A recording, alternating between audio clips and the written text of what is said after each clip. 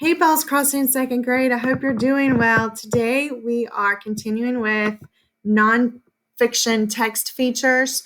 By the end of this unit, you'll be able to identify text features used in nonfiction books and also be able to tell how these text features help us understand what we're reading. We have gone through table of content, headings, photographs, captions, diagrams, and then today we are going to talk about special type and also pronunciations. So to start off with special type, when you're reading a book, sometimes you'll notice some words or a heading can be bold or in italics. So this is bold. Bold print is when the typing is darker than the rest of the text. Italics, that's when the writing is slanted. Underlined, which clearly has a line underneath it, and highlighted, which is it would have some sort of color over the top. Typically is yellow because that's easier to see through. Now, when you see special type, this is important because it's like the author flashing lights at you. You know, when you see neon lights that say a store's open, or if you don't see it open, the neon sign on, then it probably means it's closed. Well, that's to get your attention, right? When it's flashing. And that's what special type is like. It's used to make important words stand out and say, hey, pay attention to me. So when you see that, you want to make sure that you're reading those words. And the author uses, again, to point out those words because they're probably important. So we're going to read a book today that shows special type. And also, we're going to talk about pronunciations. So remember at the beginning of this unit, we were discussing how the author's purpose for writing nonfiction is often to teach us something, to inform us. So quite frequently, we will see words that we're not familiar with and sometimes don't know how to pronounce. And even as an adult now, I definitely come across words that I'm not absolutely sure how to pronounce and I have to go through and sound it out. Well, authors help us sometimes. They'll give us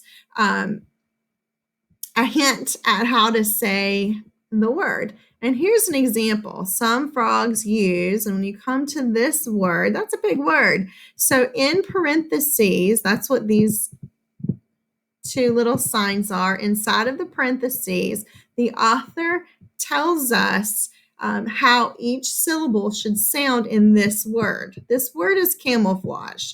And the author has broken down the syllables to tell us that he's spelled it. It's not spelled correctly in parentheses. It's spelled how we would pronounce camouflage. So it says camouflage,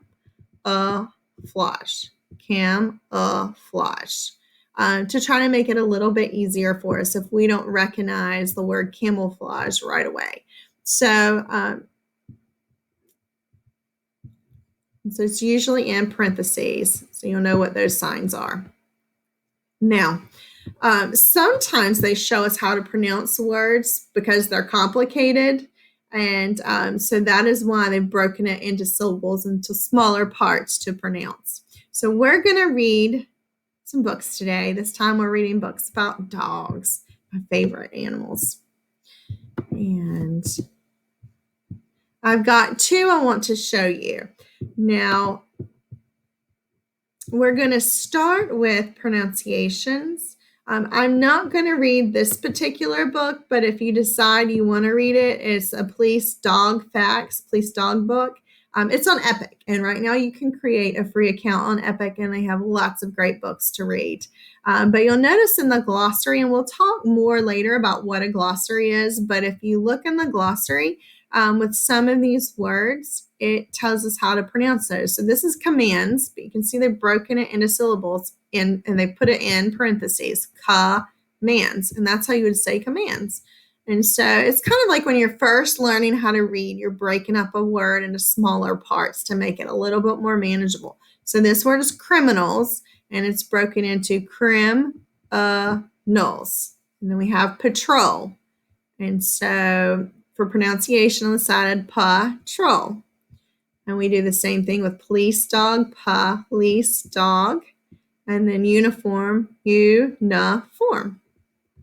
So sometimes it'll be in the glossary, sometimes it'll just be in the text too. It can be either one. So now I'm going to go ahead and we're going to read our book called Guide Dogs by Elizabeth Rum. In this book, we're going to be looking for special type. So we're going to pay attention to anything that's a little bit different.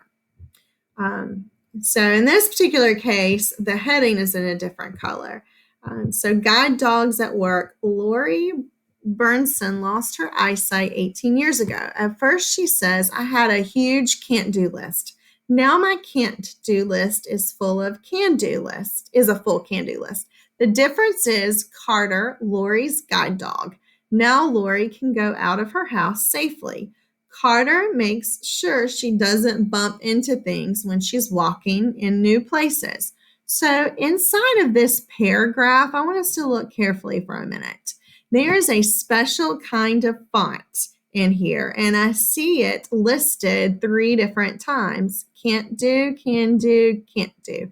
So what's different about this font is that it's in italics. Remember, italics are words that are slanted. I guess in that way, so you can see it slanted that way. Sylvia Perez is happy too. She works full-time, but she is different from most workers. Sylvia brings a dog to work. Carmel, her guide dog, helps keep Sylvia safe. She makes sure Sylvia doesn't fall downstairs. Carmel even goes on trips with Sylvia. Carmel has done a great job, Sylvia says. Every day, guide dogs help their blind partners. They keep their partners safe at home, at work, and on vacation. Laws allow guide dogs to go wherever people can go. Guide dogs can go in stores and restaurants. They go into offices and libraries. They travel by car, train, bus, or airplanes. And then here, guide dogs are allowed to go to school with their partners too. So, which dog for the job? A good guide dog has to be big enough to wear a harness. It needs to walk with a partner. It must be strong enough to stop a blind partner from going into danger. Labrador retrievers and golden retrievers make good guide dogs. German shepherds are also good at this job. So it says, there's a question down here. What if a blind person is allergic to dogs? So it says standard poodles or boxers could be guide dogs. These dogs don't shed very much. Some people are not allergic to those. So if you notice, not only do we have special font with our heading because it's a different color, but it's also a lot bigger than the other words. So most guide dogs begin life at a guide dog school. These schools give guide dogs to blind partners for free. Many guide dogs schools breed their own dogs. They want to know the dog's history and training. They breed the best dogs and train them well. So in this paragraph, one of the words has special type, and in this case, it's this one, and it's purple. Sometimes it's not purple. Sometimes it's a bolder, meaning a darker black color. It's darker than the other type that's black. But in this case, it's bold, meaning it's darker, but it's a darker purple. So puppy raisers, when they are 7 or 8 weeks old, the puppies go home with puppy raisers. Puppy raisers do important work. They house train the dogs. They take dogs to obedience classes. The dog learns to sit, stay, and come when called. Puppy raisers take good care of these puppies. And so again, we have some special font here. We've got, these must be important words because they're bold and in different colors. The same as how the heading is bigger and in bold or different colored letters.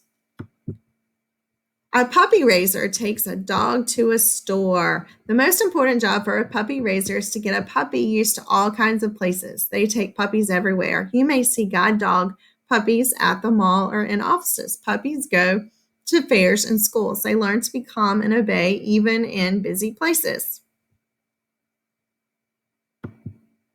Becoming partners. The puppies return to guide dog school when they're about 18 months old. They attend puppy camp. They learn to lead a partner in a straight line. They learn to stop at curbs or stairs. They learn to stop for overhead obstacles like tree branches. So, what words on this page catch your attention?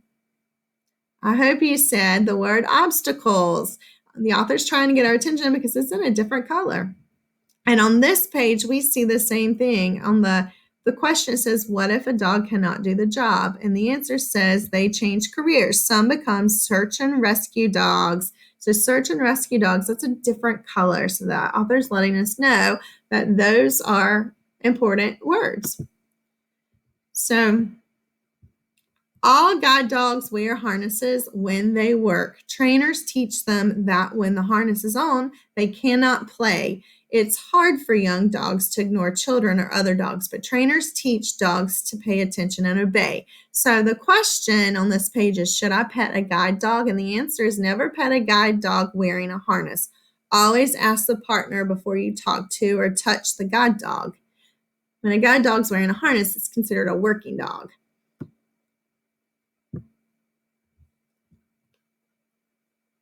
So, after a puppy camp, dog trainers match the dogs with blind partners. The trainers know the dogs well. They study the needs of blind partners. Then they put them together. It's exciting when the new owners meet their dogs. They spend 1 month training together at the guide dog school. They learn to work together. A boy here learns to work with a guide dog at age 16. He'll get a guide dog. So here, blind partners trust their dogs. It's not always easy. The dog may sit down and refuse to move. The partner says, go. The dog refuses. The partner reaches out with her toe. She feels a drop in the sidewalk. The dog disobeyed for a reason. She praises her dog. They go on to safety. Heroes in action. Every guide dog is a hero to his partner. Guide dogs stop their partners from stepping in front of cars.